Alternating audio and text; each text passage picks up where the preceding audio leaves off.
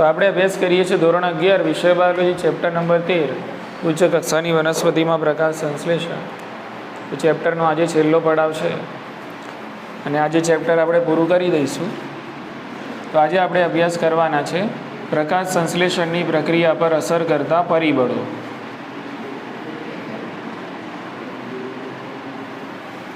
બરાબર. તો વિશ્વની અંદર આપણે જોવા જઈએ તો જેટલી પણ વનસ્પતિ સમૂહને આવરી લઈએ તો બધા જ વનસ્પતિ સમૂહ પોતાનો જે ખોરાક બનાવે છે એના માટેની એક આ લોતી પ્રક્રિયા છે. કઈ? પ્રકાશ સંશ્લેષણ. બધા આનાથી જ બનાવે છે ખોરાક. તો આ પ્રકાશ સંશ્લેષણની પ્રક્રિયા ઉપર અસર કરતા પરિબળોની આપણે આજે વાત કરવાની છે. પ્રકાશ સંશ્લેષણ પર અસર કરતા પરિબળો છે અને તમે બે કેટેગરીમાં, બે અલગ અલગ વર્ગોમાં વહેંચી શકો છો. તો એક હોય છે આંતરિક પરિબળો કે જે વનસ્પતિના પોતાના હોય છે, અને બીજા હોય છે જે વનસ્પતિને નથી હોતા, એના કંટ્રોલમાં પણ નથી હોતા, એ કે બહારના હોય છે, વનસ્પતિની બહારની બાજુના હોય છે, અને બાહ્ય પરિબળો કહીએ છીએ. એટલે ખબર એ પડી કે પ્રકાશ સંશ્લેષણની પ્રક્રિયા પર અસર કરતા પરિબળો આંતરિક પણ હોઈ શકે છે અને બાહ્ય પણ હોઈ શકે છે. હવે બંનેની યાદી બનાવી દઈએ, આંતરિક પરિબળો કયા અને બાહ્ય પરિબળો કયા. બરાબર કે? તો આંતરિક પરિબળોની અંદર સૌથી પહેલાં પ્રકાશ સંશ્લેષણનું મુખ્ય અંગ કયું કહેવાશે? પર્ણ. બરાબર. એટલે પર્ણનું કદ છે, પર્ણની સંખ્યા છે. બરાબર કે? પર્ણ કેટલું ઘરડું છે, એટલે કે પર્ણની ઉંમર કેટલી છે. બરાબર. આ બધું આપણે લખી શકીએ કે આંતરિક પરિબળમાં આવે. તો પહેલાં અહીંયા લખીશું શું? પર્ણની સંખ્યા, પર્ણનું કદ, પર્ણની ઉંમર. બરાબર. ચાલો હવે પર્ણની સપાટી પર હોય પર્ણરંધ્રો. તો પર્ણરંધ્રો વધારે સંખ્યામાં હોય તો વધારે કાર્બન ડાયોક્સાઇડ અંદર આવશે, અને પર્ણરંધ્રો ઓછી સંખ્યામાં હોય તો ઓછું કાર્બન ડાયોક્સાઇડ અંદર આવે. એટલે પર્ણરંધ્રો કેટલા છે એ પણ અસર કરશે ને. વધારે પર્ણરંધ્રો હોય એટલે બધું કાર્બન ડાયોક્સાઇડ અંદર આવે. હા કે ના? બરાબર. એટલે પર્ણ તો ખરું જ, બરાબર, પરંતુ પર્ણરંધ્રોની સંખ્યા પણ અગત્યની છે. પર્ણરંધ્રોની સંખ્યા. બરાબર. ચલો, પર્ણરંધ્રોની સંખ્યાની સાથે સાથે કેટલા પર્ણરંધ્રો છે એ ખુલ્લા છે ને કેટલા પર્ણરંધ્રો બંધ છે. એટલે ખુલ્લા અને બંધ પર્ણરંધ્રોનું પ્રમાણ પણ જરૂરી છે. દરવાજા તો ઘણા બધા છે પણ બધા બંધ હોય તો કંઈ કામનું ખરું? એટલે કેટલા ખુલ્લા છે ને કેટલા બંધ છે એ પણ એના ઉપર અસર કરે છે. ચલો, પર્ણની અંદર આપણે જઈએ છીએ. ઓકે. તો આ પ્રક્રિયા જે કોષોમાં થાય છે, કોષોનું નામ શું? હા, મધ્યપર્ણના કોષો. બરાબર. ઓકે. તો આ મધ્યપર્ણના કોષોની સંખ્યા, મધ્યપર્ણના કોષોની સંખ્યા, જેટલા મધ્યપર્ણના કોષો વધારે હશે એટલે ઓબ્વિયસલી એટલા એની અંદર હરિતકણો પણ વધારે હશે, કારણ કે કોષની અંદર હરિતકણ હોય. એટલે બીજું સ્ટેપ આવ્યું શું? હરિતકણની સંખ્યા. હરિતકણની સંખ્યા. બોલો, ખ્યાલ આવી ગયો? હરિતકણની અંદર ક્લોરોફિલ હોય એટલે પછી આવે ક્લોરોફિલની પ્રમાણ, એટલે ક્લોરોફિલની માત્રા. ક્લોરોફિલનું પ્રમાણ. ખ્યાલ આવી ગયો? અને એ જ રીતે એની અંદર મધ્યપર્ણના કોષની અંદર કાર્બન ડાયોક્સાઇડની આંતરિક સાંદ્રતા કેટલી છે. બરાબર. હું અહીંયા શબ્દ વાપરું છું આંતરિક સાંદ્રતા, ધ્યાન રાખવાનું. બરાબર. તો CO2ની આંતરિક સાંદ્રતા. બોલો, સમજી ગયા? તો આપણે એક અહીંયા નાનકડી યાદી બનાવી કે જે આંતરિક પરિબળો કહેવાશે, કે જે વનસ્પતિના પોતાના છે, અને આ પરિબળો પ્રકાશ સંશ્લેષણ ઉપર અસર કરે છે. એટલે કે પ્રકાશ સંશ્લેષણના દળને વધારી પણ શકે છે અને ઘટાડી પણ શકે છે.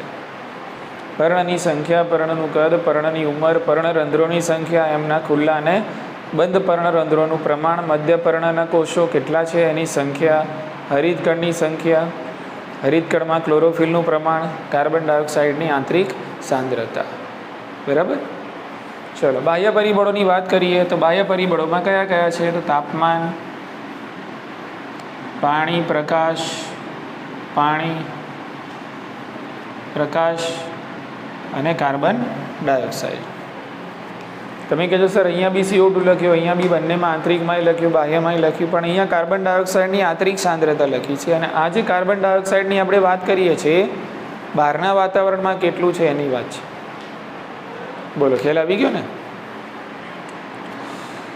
તો આ બાહ્ય પરિબળો છે કે જે વનસ્પતિના કંટ્રોલમાં છે નહીં, અને આ વનસ્પતિના એની અંદર રહેલા પરિબળો છે. એટલે બંને પરિબળો છે એ પ્રકાશ સંશ્લેષણની પ્રક્રિયા પર અસર કરે છે. તો બાહ્ય પરિબળોમાં યાદી યાદ રાખશું: તાપમાન, પાણી, પ્રકાશ અને કાર્બન ડાયોક્સાઇડ. એટલે અહીંયા આપણે આ બંને પરિબળોમાં ડિટેલમાં ચર્ચા જે કરવાની છે, ફક્ત કયા પરિબળોની? બાહ્ય પરિબળોની આપણે ચર્ચા કરીશું. બરાબર? કે તાપમાન, પાણી, પ્રકાશ અને કાર્બન ડાયોક્સાઇડ કઈ રીતે પ્રકાશ સંશ્લેષણને અસર કરે છે એની ડિટેલમાં ચર્ચા કરીશું. બોલો, આટલા મુદ્દા સમજાઈ ગયા? ચાલો વધીએ આગળ.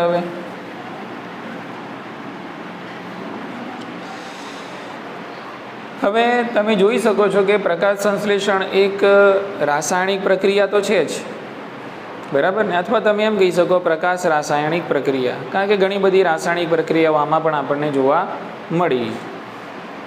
અને તમે એ પણ અહીંયા જોઈ શકો છો કે ભાઈ આ પ્રકાશ રાસાયણિક પ્રક્રિયાનો દર કોઈ એક પરિબળ ઉપર આધારિત છે અહીંયા ના? અહીંયા તો ડગલાબંધ પરિબળો છે. હા કે ના? કોઈ તમારે રેસીપી બનાવવી હોય, બરાબર, કંઈ જમવાનું કંઈ વાનગી બનાવવી હોય, તેમાં કોઈ પણ એક જ વસ્તુનો મુખ્ય રોલ હોય છે. બધાનો અલગ અલગ હોય છે ને, મરચું, મીઠું, દાણા, જીરું, ફલાણું, ઢીકણું, પછી જઈને એક સરસ મજાની વાનગી બને છે. એટલે બધાનો શું હોય છે? અંદર ફાળો હોય છે. એટલે વાનગી બનાવવાનું કોઈ પણ એક જ કારક પર આધાર છે ના? એક કારક પર આધાર નથી. એ રીતે પ્રકાશ સંશ્લેષણની પ્રક્રિયા છે એના ઉપર પણ ઘણા બધા પરિબળો અસર કરે છે. સમજાઈ ગયું ને? કે એટલે સવાલ એ છે કે જ્યારે પ્રક્રિયા એક જ હોય, પ્રક્રિયા અહીંયા એક જ છે, સમજી લો, એક પ્રક્રિયા કઈ? પ્રકાશ સંશ્લેષણ. અને એક જ પ્રક્રિયા ઉપર જ્યારે વધુ પરિબળો અસર કરતા હોય, પ્રક્રિયા એક જ છે પણ એની ઉપર અસર કરતા પરિબળો ઘણા બધા છે, તમે જોઈ શકો છો. તો એ વખતે પ્રક્રિયાનો દર શાના ઉપર આધાર રાખશે? સમજાયું કે નહીં? ઓકે. તો એને સમજવા માટે એક નિયમ આપવામાં આવે છે અને એ નિયમનું નામ છે બ્લેકમેનનો નિયમ. બ્લેકમેન, બ્લેકમેલ નહીં હો, બ્લેકમેન. ઓકે, તો બ્લેકમેનનો નિયમ કહેવાય છે, બ્લેકમેનનો નિયમ. અને આને કહેવાય છે બ્લેકમેનનો ન્યૂનતમ માત્રાનો નિયમ. ન્યૂનતમ માત્રાનો નિયમ. બોલો, સમજાય છે? જ્યારે એક જ પ્રક્રિયા ઉપર અથવા તો એક રાસાયણિક પ્રક્રિયા ઉપર એક કરતાં વધારે પરિબળો અસર કરતા હોય ત્યારે પ્રક્રિયાનો દર નક્કી કરવા માટે કયો નિયમ લાગુ પાડીએ છીએ આપણે? બ્લેકમેનનો નિયમ. બ્લેકમેન વૈજ્ઞાનિકનું નામ છે, એને નિયમ આપ્યો એટલે કહેવાય બ્લેકમેનનો નિયમ. અને એને એ નિયમને ટાઇટલ આપ્યું બ્લેકમેનનો ન્યૂનતમ માત્રાનો નિયમ. બરાબર? કે હવે સમજીએ કે ભાઈ બ્લેકમેનનો આ ન્યૂનતમ માત્રાનો નિયમ છે એ શું કહેવા માગે છે. તો બ્લેકમેનનો ન્યૂનતમ માત્રાનો નિયમ એટલે કે જ્યારે એક પ્રક્રિયા ઉપર એક કરતાં વધારે પરિબળો અસર કરતા હોય ત્યારે તે પ્રક્રિયાનો દર તેમાં રહેલા એ પરિબળના જોડે હશે અથવા તો એ પરિબળ ઉપર આધાર રાખશે જે એના ન્યૂનતમ મૂલ્યની નજીક હશે. ન્યૂનતમ મૂલ્યની નજીક હશે. સમજો, દાખલા તરીકે તાપમાન મારે પ્રકાશ સંશ્લેષણમાં જે જોઈએ છે એ હું આપું છું ઇષ્ટતમ, એટલે જેટલું જોઈએ એટલું આપું છું પૂરેપૂરું. જેટલા પ્રમાણમાં પાણી જોઈએ છે એટલા પ્રમાણમાં પાણી પણ આપું છું. કાર્બન ડાયોક્સાઇડ પણ જેટલા પ્રમાણમાં જોઈએ છે એટલા પ્રમાણમાં આપું છું. ઇષ્ટતમ પરિસ્થિતિમાં આપું છું, સારામાં સારું, બેસ્ટ. પરંતુ આ જે પ્રકાશ છે એ ન્યૂનતમ માત્રામાં આપું છું, જેટલું જોઈએ એટલો આપતો નથી. ખ્યાલ આવી ગયો? તો આ બધા પરિબળો તમે જેટલા જોઈએ છે એટલા આપો છો, પણ એક પરિબળ એની ન્યૂનતમ માત્રાની નજીક છે એટલે આ પરિબળ છે બરાબર મળતું નથી. ખ્યાલ આવી ગયો? એટલે પ્રકાશ સંશ્લેષણની પ્રક્રિયાનો દર અહીંયા તમે જોશો તો આ બધા પરિબળો પર આધાર રાખશે, પણ જે પરિબળો ઇષ્ટતમ પરિસ્થિતિમાં મળી રહ્યા છે એના ઉપર નહીં આધાર રાખે. હવે પ્રક્રિયાનો દર કોના ઉપર આધારિત થઈ જશે? પ્રકાશ ઉપર, કારણ કે પ્રકાશ એને કઈ માત્રામાં મળી રહ્યો છે? ન્યૂનતમ માત્રામાં મળે છે. એટલે એ પરિબળ ઉપર પ્રક્રિયાનો દર આધાર રાખશે કે જે પરિબળ એની ન્યૂનતમ માત્રાની નજીક હશે. બોલો, ખ્યાલ આવી ગયો ને? ઓકે. તો એનો નિયમ હું ફરીથી બોલું છું, આખો નિયમ હું કોટ નહીં કરું, અહીંયા અગત્યનો મુદ્દો છે એ જ લખીશ.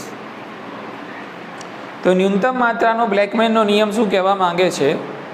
તો જ્યારે કોઈ એક રાસાયણિક પ્રક્રિયા ઉપર એક કરતાં વધારે પરિબળો અસર કરતા હોય ત્યારે તે પ્રક્રિયાના દરનો આધાર તેમાં રહેલા તે પરિબળ છે એના હાથમાં હશે કે જે પરિબળનું મૂલ્ય એના ન્યૂનતમ માત્રાની નજીક હશે. જે પરિબળો ઇષ્ટતમ માત્રામાં હશે એના ઉપર પ્રક્રિયાનો દર નહીં હોય, પણ જે પરિબળ કેવું હશે? એની ન્યૂનતમ માત્રાની નજીક હશે. બરાબર? ઓકે. તો એના ઉપર પ્રક્રિયાનો દર રહેલો છે.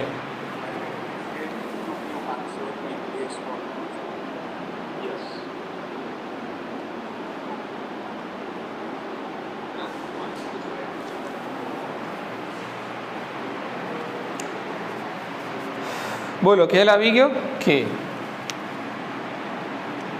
એટલે અહીંયા અગત્યનું છે એ જ હું કોટ કરું છું અહીંયા, પ્રક્રિયાનો દર. તો પ્રક્રિયાનો દર શાના ઉપર આધારિત છે? તો પરિબળ કે જે તેની ન્યૂનતમ માત્રાની નજીક છે તેના પર પ્રક્રિયાનો દર આધારિત છે. સમજાયું ને?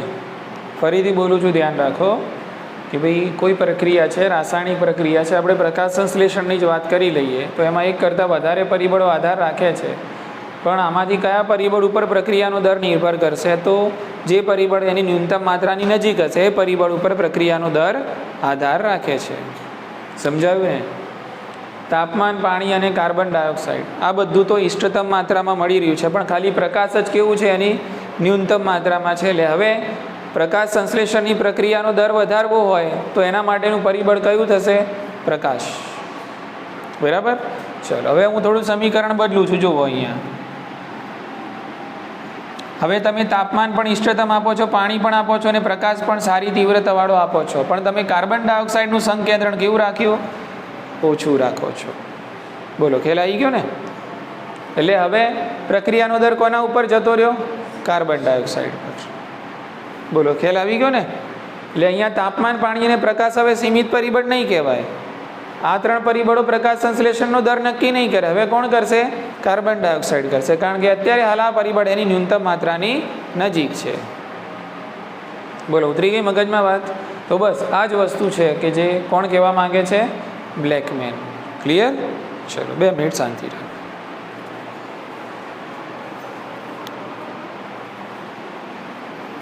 ચલો અહીંયા ધ્યાન. તો આઈ હોપ છો કે તમે બધા નિયમ સમજી ગયા છો. બરાબર ને? આને કહેવાય બ્લેકમેનનો ન્યૂનતમ માત્રાનો નિયમ. ચલો, હવે હું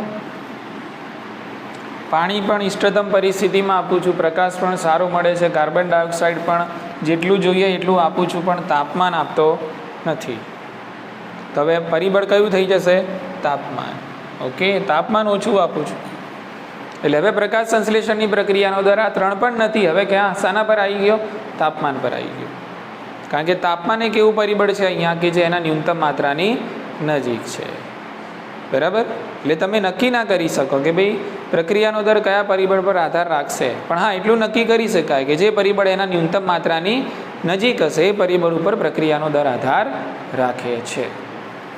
ઉતરી મગજમાં વાત? ખ્યાલ આવી ગયો ને? ચાલો વધી આગળ. હવે ડિટેલમાં ચર્ચા કરીએ પહેલાં પ્રકાશની, કે ભાઈ પ્રકાશ કઈ રીતે પ્રકાશ સંશ્લેષણની પ્રક્રિયા પર અસર કરે છે. તો સૌથી પહેલાં તે મુદ્દાની અંદર આપણને આ રીતે ગ્રાફ આપેલો છે. તો અહીંયા છે પ્રકાશની તીવ્રતા અને અહીંયા છે પ્રકાશ સંશ્લેષણનો દર. ગ્રાફ કંઈક આ રીતે આગળ વધે છે, આ રીતે આપણને સમજાવેલું છે. હવે આ ગ્રાફ શું સમજાવે છે એ સમજી લઈએ. પહેલાં તો આ પ્રકાશની તીવ્રતા છે અને આ છે પ્રકાશ સંશ્લેષણનો દર. તમે આમ જશો એટલે દર વધશે અને આમ જશો એટલે તીવ્રતામાં વધારો થશે. એટલે ગ્રાફ ઉપરથી તો આપણને કમ્પ્લીટલી એવું લાગે છે કે પ્રકાશની તીવ્રતા તમે ઓછી રાખશો એટલે ઓછી તીવ્રતાવાળો પ્રકાશ હશે તો ઓબ્વિયસ છે પ્રકાશ સંશ્લેષણ નહીં થાય. જેમ જેમ તમે પ્રકાશની તીવ્રતામાં વધારો કરતા જાઓ છો એમ એમ પ્રકાશ સંશ્લેષણના દરમાં પણ તમે જોઈ શકો છો વધારો થઈ રહ્યો છે. પણ એક સમય એવો આવશે કે તમે પ્રકાશની તીવ્રતામાં વધારો કરશો ને તો પણ પ્રકાશ સંશ્લેષણનો દર હવે વધશે નહીં. બોલો, ખ્યાલ આવી ગયો ને? એટલે એનો મતલબ શું થયો? એટલે વધુ પડતો પ્રકાશ, જો પ્રકાશ વધુ તીવ્રતા ધરાવતો પ્રકાશ પણ જો વધુ સમય માટે પછી આપવામાં આવે ને તો તમે એમ ના કહી શકો કે ભાઈ હવે જેમ જેમ તીવ્રતા વધારશું એમ એમ પ્રકાશ સંશ્લેષણ વધે જ જશે એવું હોય ને. એની પણ એક મર્યાદા હશે. દરેક વસ્તુ પાછળ આપણે જાણીએ છીએ પ્રમાણે અતિ લાગે ને તો એ ઝેર બને. શું બને? ઝેર. કોઈ પણ વસ્તુ એની મર્યાદામાં હોય ત્યાં સુધી ફાયદો પહોંચાડે છે.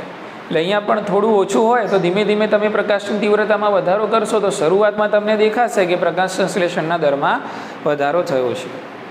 પણ બહુ જ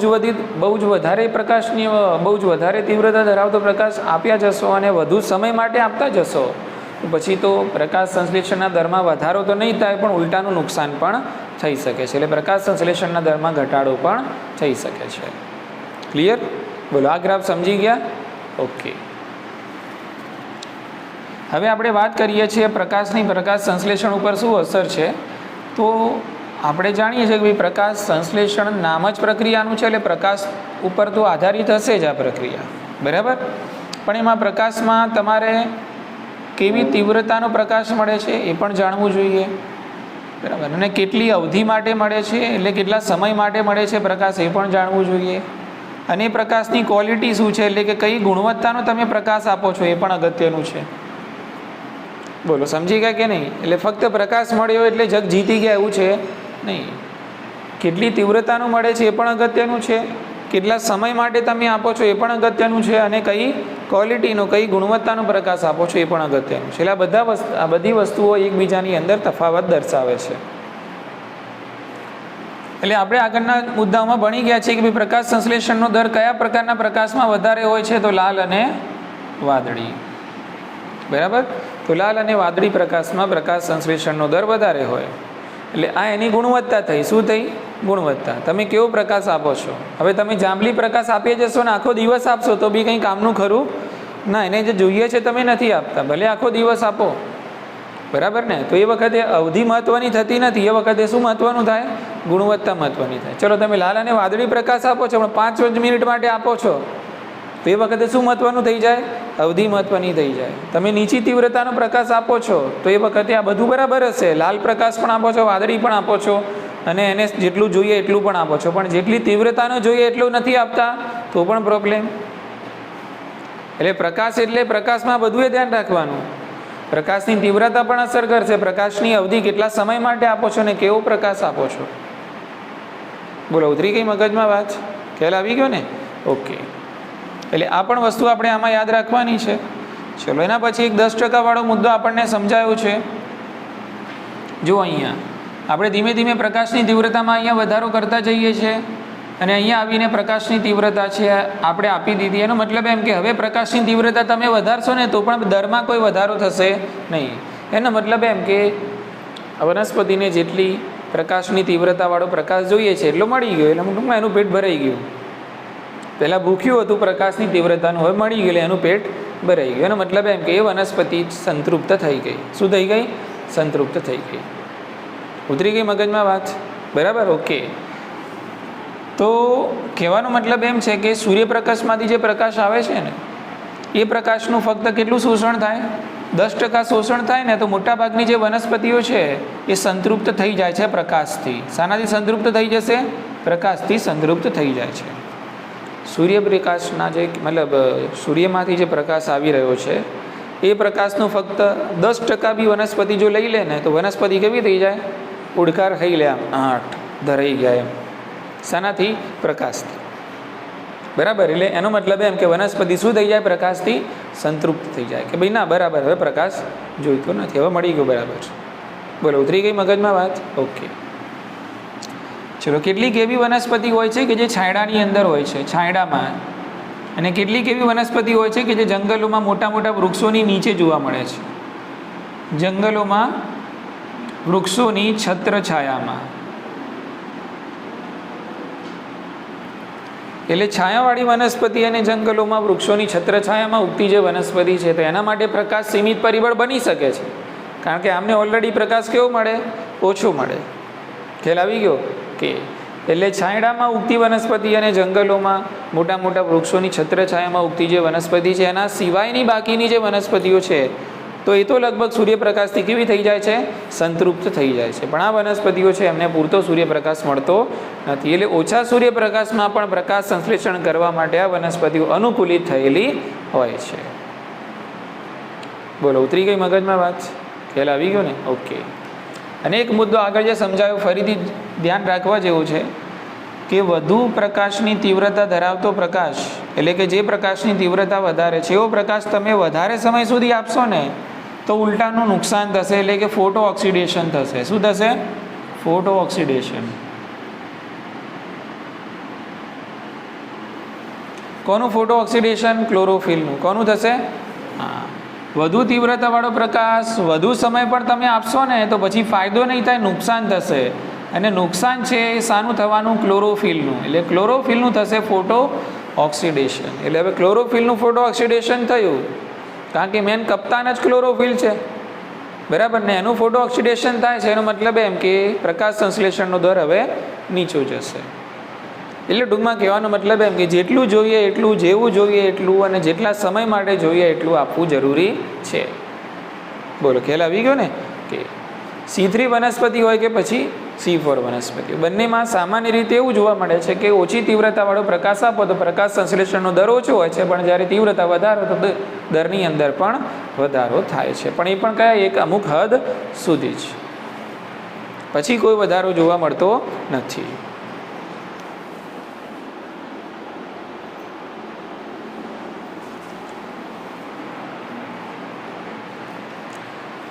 તો આટલું યાદ રાખવાનું પ્રકાશ વિશે.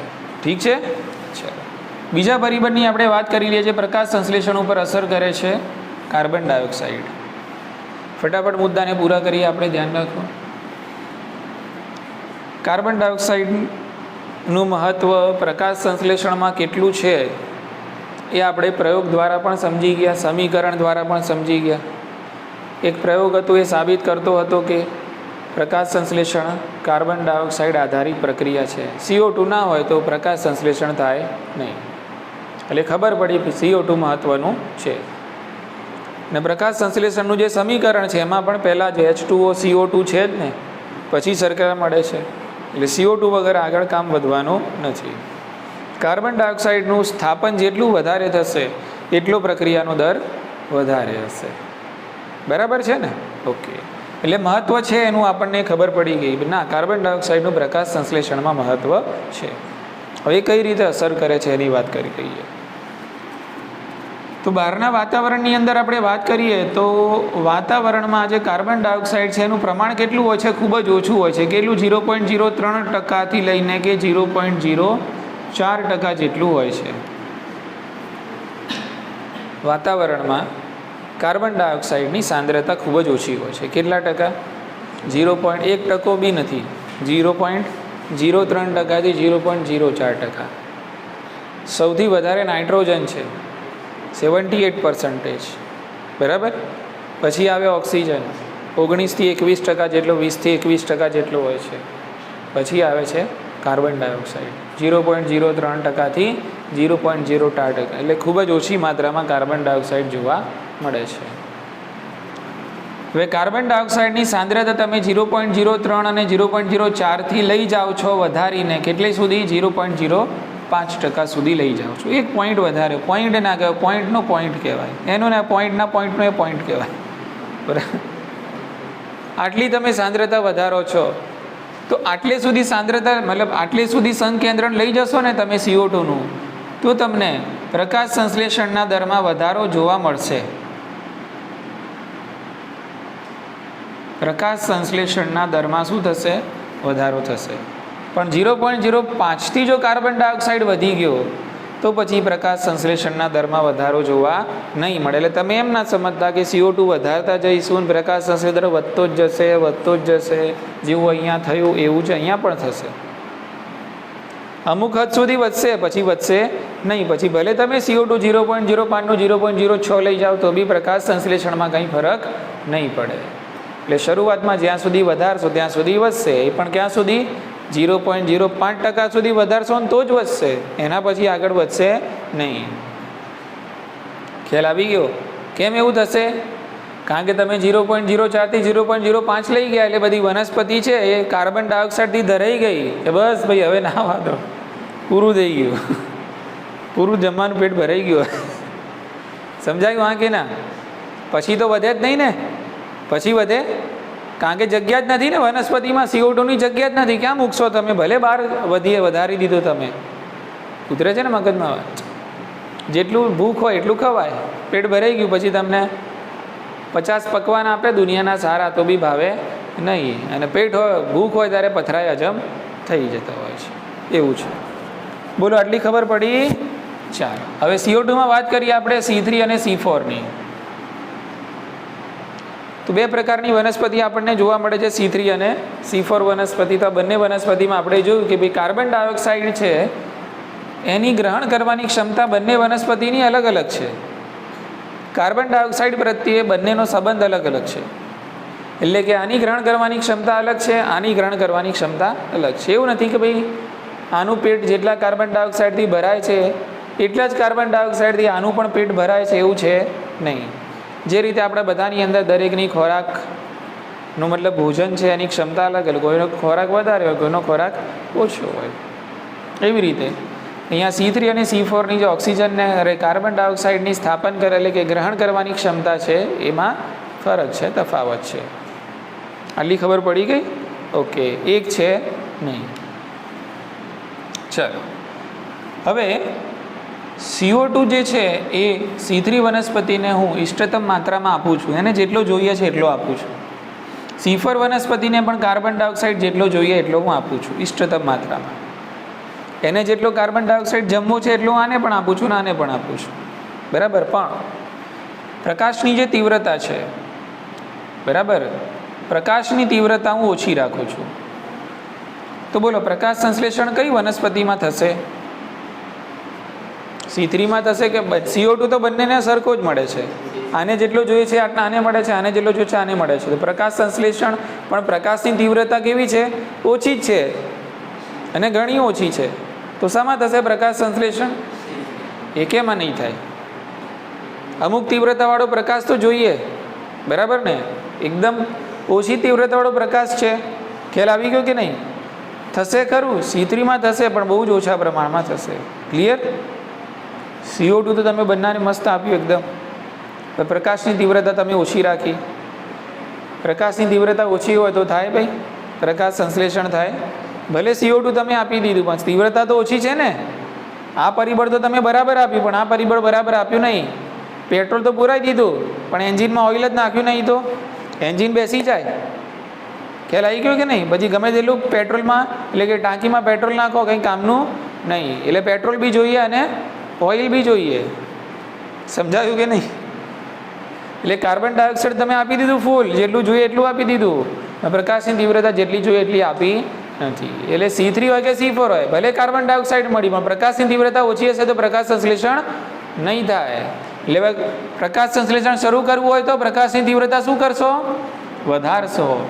પછી બંનેની અંદર પ્રકાશ સંશ્લેષણનો દર વધે છે. બોલો, ઉતરી ગઈ મગજમાં વાત? ચાલો, હવે આ C3 અને C4ની આપણે વાત કરી રહ્યા છીએ. તો C3 ક્યારે સંતૃપ્ત થશે અને C4 ક્યારે સંતૃપ્ત થશે? કોનાથી? કાર્બન ડાયોક્સાઇડથી. તેમાં આપણને બે આંકડા આપેલા છે. તો આ C3 છે એનું પેટ જલ્દી નથી ભરાતું, એને ભૂખ વધારે છે. કોની? કાર્બન ડાયોક્સાઇડની. બરાબર? ઓકે, 450 માઇક્રોલીટર પર ઇન્વર્સ આટલું કાર્બન ડાયોક્સાઇડ મળે C3 વનસ્પતિને ત્યારે C3 વનસ્પતિનું પેટ ભરાય. એનો મતલબ એમ કે C3 વનસ્પતિ ત્યારે થાય CO2 થી સંતૃપ્ત. એના બસ હવે મજા આવી ગઈ. બરાબર ને? જેટલો CO2 જોઈતો તો એટલો મળી ગયો.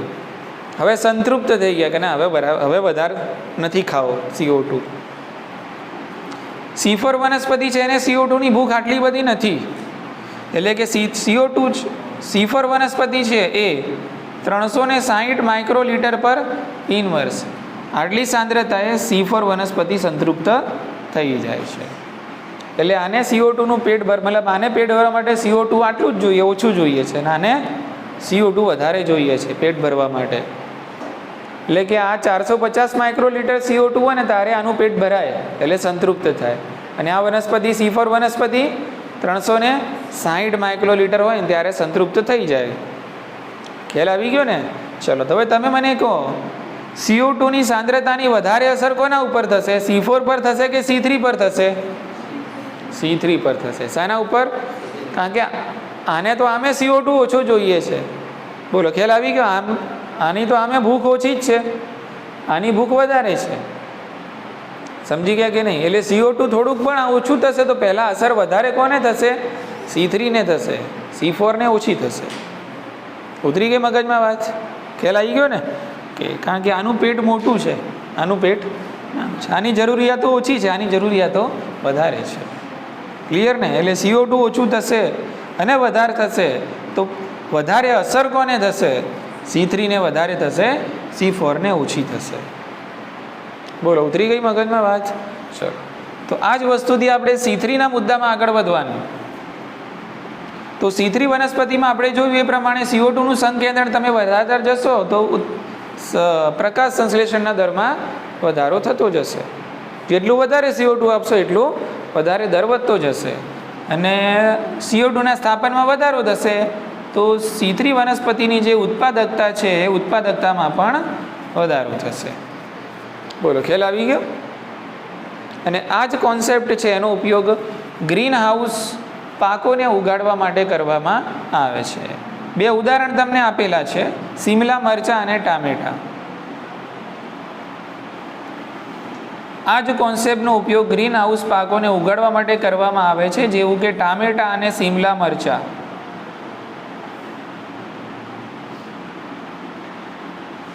બોલો ખ્યાલ આવી ગયો? ઓકે. તો આ પ્રકારના પાકોને કાર્બન ડાયોક્સાઇડ છે વધુ અને વધુ માત્રામાં આપવામાં આવે છે. એટલે જેટલો વધુ આપશો એટલું શું થશે? વધારે સ્થાપન થશે અને વધારે ઉત્પાદકતા પણ મળશે. બરાબર ને? ચયાપચય પ્રક્રિયાઓનો દર પણ વધશે. ઉતરી ગઈ મગજમાં વાત? તો આટલું તમારે કાર્બન ડાયોક્સાઇડ વિશે યાદ રાખવાનું. એટલે આ રીતે કાર્બન ડાયોક્સાઇડ છે પ્રકાશ સંશ્લેષણના દર ઉપર અસર કરે છે. સમજાણું? હા કે ના? પહેલાં શું વાત કરશો? વાતાવરણમાં કેટલો છે વાત કરવાની, આટલો છે વાતાવરણમાં ખૂબ ઓછો છે. પછી વધારશો તો વધશે, પણ ક્યાં સુધી વધારશો? તો ત્યાં સુધી પ્રકાશ સંશ્લેષણનો દર વધશે. પછી C3 અને C4ની વાત કરો કે ભાઈ C3 અને C4ની CO2ની ગ્રહણ કરવાની ક્ષમતા અલગ અલગ છે. કાર્બન ડાયોક્સાઇડ ઇષ્ટતમ માત્રામાં બંનેને આપવામાં આવે, પણ ઓછી તીવ્રતાવાળો પ્રકાશ હોય તો એકેમાં પ્રકાશ સંશ્લેષણ થાય નહીં. બરાબર? ભલે તમે CO2 બરાબર આપ્યો, પણ તીવ્રતા એકદમ ઓછી છે પ્રકાશની, તો પ્રકાશ સંશ્લેષણ નહીં થાય. તો પ્રકાશની તીવ્રતા તમારે વધારવી પડશે, ત્યારે થશે હવે પ્રકાશ સંશ્લેષણ, અને દર પણ વધશે. પછી કોને કેટલું જોઈએ CO2 એની વાત કરવાની. એટલે કોણ કેટલા સંકેન્દ્રણથી સંતૃપ્ત થાય છે? C3 ને વધારે જોઈએ 450 માઇક્રોલીટર પર ઇન્વર્સ, અને આને 360 માઇક્રોલીટર પર ઇન્વર્સ CO2 હોય ત્યારે આનું પેટ ભરાય. એનો મતલબ એમ કે વધારે અસર CO2ની સંકેન્દ્રણની કોના ઉપર થશે? તો C3 પર વધારે થશે, C4 પર ઓછી થશે. પછી ખબર પડી કે ભાઈ C3 વનસ્પતિ છે એમાં જેટલું કાર્બન ડાયોક્સાઇડનું સંકેન્દ્રણ વધારે સ્થાપન વધારશો, સંકેન્દ્રણ વધારશો, એટલું ઉત્પાદકતામાં વધારો થશે, પ્રોડક્ટ એટલી તમને વધારે મળશે. એટલે આ જ વસ્તુનો ઉપયોગ કરીને ગ્રીન હાઉસ પાકો જેવા કે શિમલા મરચું અને ટામેટાં છે ઉગાડવામાં આવે છે, જેમાં એમને વધુ સમય એટલે કે વધુ પ્રમાણમાં કાર્બન ડાયોક્સાઇડ છે આપવામાં આવે છે. વધુ કાર્બન ડાયોક્સાઇડ આપશો ત્યાં પછી પ્રક્રિયાનો દર પણ વધશે, ઉત્પાદકતામાં પણ વધારો થાય છે. ચલો એના પછીનું જે પરિબળ છે કયું છે? તાપમાન. તાપમાન કઈ રીતે અસર કરે છે? ફટાફટ મુદ્દાને પૂરું કરીએ, ધ્યાન રાખો. તો તાપમાન એક એવું પરિબળ છે કે જે પ્રોટીન ઉપર અસર કરે છે. અને પ્રોટીન એટલે શું હોય છે? તો મોટાભાગના ઉત્સેચક, મોટાભાગના નહીં, બધા જ ઉત્સેચકો શું છે? પ્રોટીન છે. એનો મતલબ એ થયો કે પ્રકાશ સંશ્લેષણમાં જે પ્રક્રિયા ઉત્સેચકો દ્વારા થતી હશે એ પ્રક્રિયા વધારે અસરગ્રસ્ત થશે તાપમાનથી. એટલે પ્રકાશ સંશ્લેષણમાં મુખ્ય બે પ્રક્રિયાઓ થાય છે, એક પ્રકાશ પ્રક્રિયા અને બીજી અંધકાર પ્રક્રિયા. એક પ્રકાશ પ્રક્રિયા અને બીજી અંધકાર પ્રક્રિયા. ઓકે, તો અંધકાર પ્રક્રિયા જે છે એમાં આપણે રૂબિસ્કોનો ઉપયોગ કરીએ છીએ, પીઈપી કાર્બોક્સાઇલેજનો ઉપયોગ કરીએ છીએ. બરાબર? હા કે ના? બરાબર. એટલે અંધકાર પ્રક્રિયા એક એવી પ્રક્રિયા છે કે જે ઉત્સેચક આધારિત છે. પ્રકાશ પ્રક્રિયા ઉત્સેચક આધારિત નથી, એ તો પ્રકાશ આધારિત છે. બોલો, ખ્યાલ આવી ગયો? કે એટલે પ્રકાશ સંશ્લેષણમાં તાપમાનની વધારે અસર પ્રકાશ પ્રક્રિયા પર નહીં થાય. પ્રકાશ પ્રક્રિયા પર તાપમાનની વધારે અસર નહીં થાય, પણ વધારે અસર કોના ઉપર થશે? અંધકાર પ્રક્રિયા પર. કારણ કે અંધકાર પ્રક્રિયા કેવી છે? ઉત્સેચકીય પ્રક્રિયા છે, અને ઉત્સેચકોની સક્રિયતા ઉપર અસર સીધું જ કરે છે કોણ? તાપમાન. બોલો, ખ્યાલ આવી ગયો?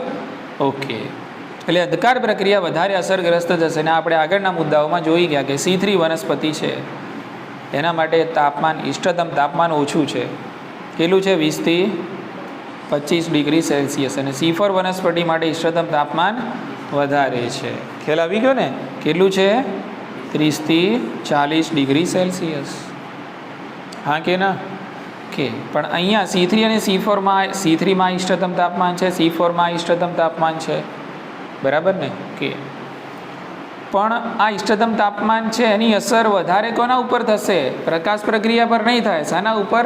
અંધકાર પ્રક્રિયા પર થશે. કારણ કે અંધકાર પ્રક્રિયા ઉત્સેચકીય પ્રક્રિયા છે અને ઉત્સેચકો પ્રોટીનના બનેલા હોય છે, અને એટલા માટે ઉત્સેચકો પર સીધી અસર તાપમાનની થાય છે. અને સામાન્ય રીતે આપણે જોઈએ કે ભાઈ જે વનસ્પતિ સમશીતોષ્ણ વિસ્તારમાં જોવા મળે, કેવા વિસ્તારમાં? સમશીતોષ્ણ. એટલે ઓબ્વિયસ એને આપણે કેવું જોઈશે?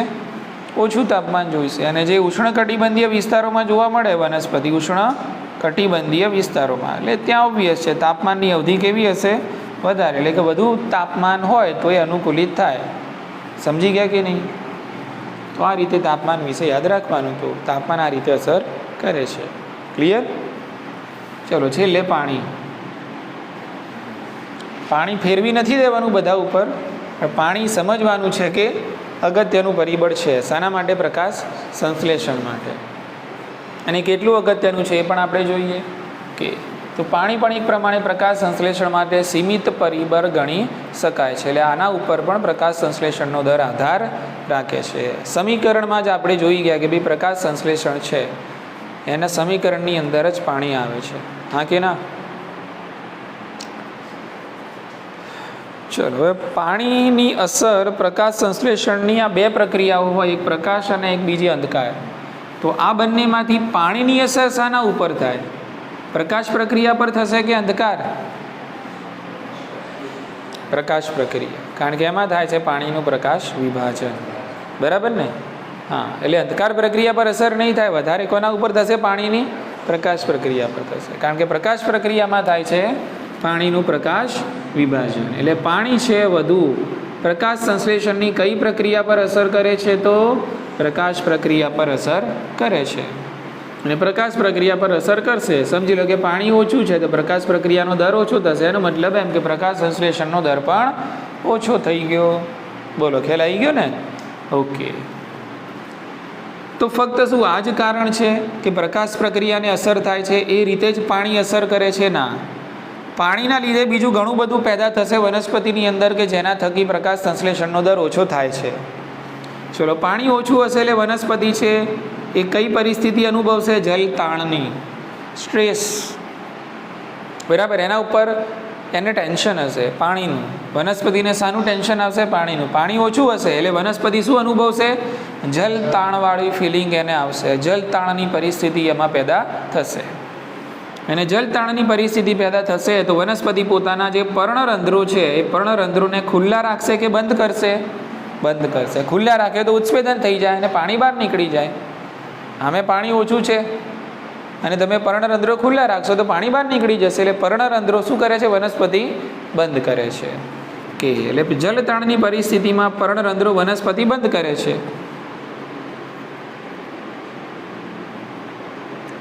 પર્ણરંધ્રો બંધ કરશે તો પછી કાર્બન ડાયોક્સાઇડ ક્યાંથી આવશે? એટલે કાર્બન ડાયોક્સાઇડ આવવાનું પણ કેવું થઈ ગયું? બંધ. અને કાર્બન ડાયોક્સાઇડ નહીં આવે તો પ્રકાશ સંશ્લેષણનો દર ઘટશે. એટલે પાણીએ તો ફક્ત પ્રકાશ પ્રક્રિયા પર અસર ના કરી, પાણીએ તો સીધી કોના ઉપર અસર કરી દીધી? કાર્બન ડાયોક્સાઇડ પર અસર કરી દીધી. પ્રકાશ પ્રક્રિયા ઉપર તો થશે જ, સાથે સાથે કાર્બન ડાયોક્સાઇડ પર પણ કરી. ખેલાઈ ગયો ને? જલતાણની પરિસ્થિતિ પેદા થઈ એટલે વનસ્પતિએ પર્ણરંધ્રોને શું કરી દીધા? બંધ કરી દીધા. પર્ણરંધ્રો બંધ થયા એટલે વાત વિનિમય પાછો બંધ થઈ ગયો, એટલે કાર્બન ડાયોક્સાઇડ હવે અંદર આવતું નથી, ઓછું આવશે, એટલે દર ઓછો થશે. ચલો, પાણી વનસ્પતિમાં ઓછું છે એટલે કે જે વનસ્પતિમાં પાણી સારા પ્રમાણમાં હોય એના પર્ણો તમે જોશો આમ ફૂલેલા અને ખીલેલા આમ ચોડા થયેલા લાગશે, બરાબર ને? પણ પાણી ઓછું થશે તો પર્ણો છે કેવા રહેશે? આમ કરમાઈ ગયેલા લાગશે. એટલે કે એમની સપાટીએથી પર્ણકુંચન થયું હોય. શું થયું હશે? પર્ણકુંચન. એટલે આ પર્ણ જુઓ કે જેમાં પાણી સારા પ્રમાણમાં છે, પર્ણ આમ ખીલેલું અને પહોળું છે, એટલે અહીંયા ક્ષેત્રફળ વધારે છે. અને પાણી ઓછું હશે તો પર્ણ કિનારીઓનું કુંચન થાય છે અને પર્ણનું ક્ષેત્રફળ ઓછું થઈ જાય છે. એટલે ક્ષેત્રફળ ઓછું થશે તો ઓબ્વિયસ પ્રકાશ સંશ્લેષણનો દર પણ ઓછો જ થશે. અને ચયાપચય પ્રક્રિયાઓના દરમાં પણ ઘટાડો થશે. બોલો, ખ્યાલ આવી ગયો ને? ઓકે.